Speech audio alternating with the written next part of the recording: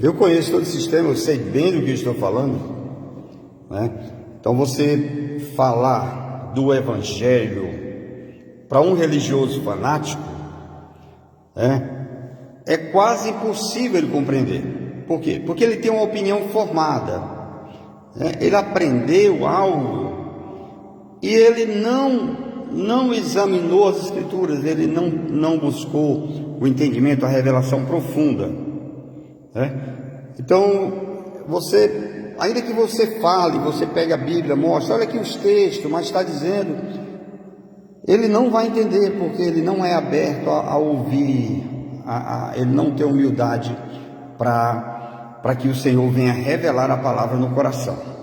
Jesus, ele disse que a palavra está oculta aos sábios e entendidos, mas seria revelada aos pequeninos. Os pequeninos são aqueles humildes que estão abertos a ouvir, que têm sede de aprender, têm sede de Deus.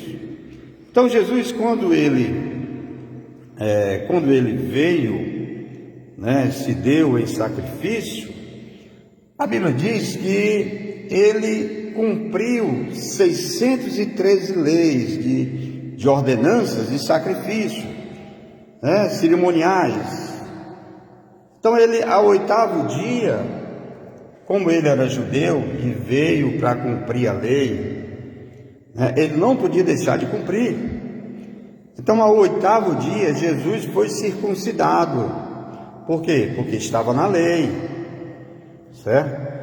Então, ele curou um leproso, está escrito, ele curou um leproso e mandou que aquele leproso fosse à presença dos sacerdotes sacrificar a oferta, levar um casal de pombinhos para ser sacrificado, né? Então hoje, na graça, depois da cruz, por que Jesus fez isso? Porque ele estava em pleno cumprimento da lei, né? Não havia ainda testamento.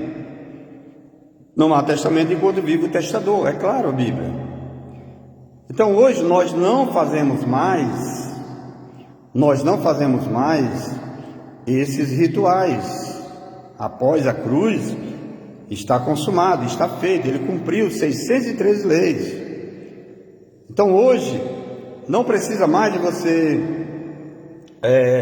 trazer os ritos judaicos, porque era tudo sombra, era sombra do que haveria de vir, né? Exemplo, o sábado era um símbolo de Cristo.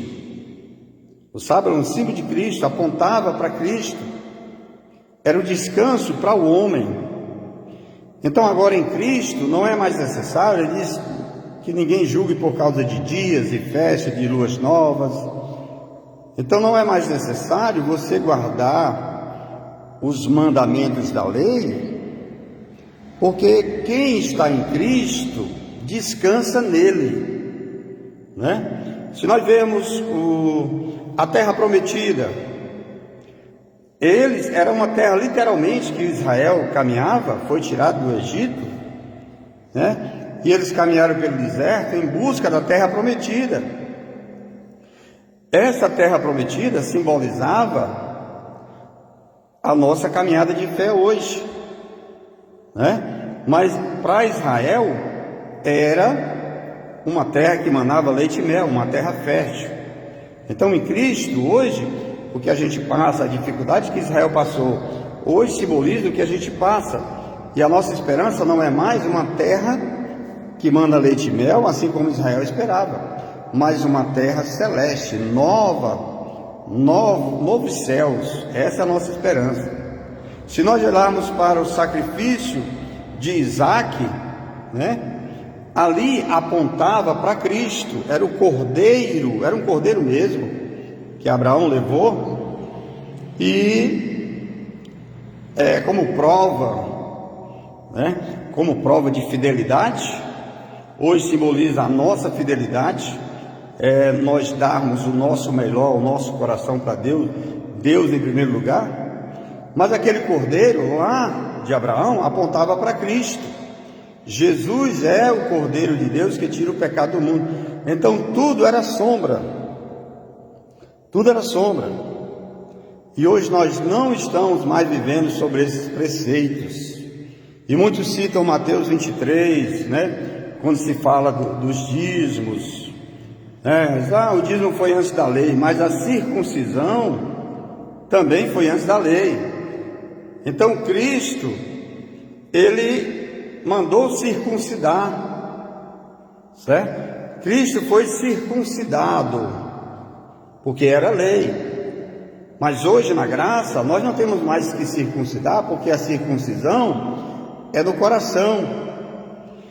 E aí nós vemos eles citarem em Mateus 23 a respeito do dízimo. Bom, se vale o dízimo, vale a circuncisão, vale o sacrifício de animais, vamos fazer tudo, né? Mas a circuncisão, ela dói, era feito na pedra e dói, então a circuncisão não vale, mas o dinheiro vale, né?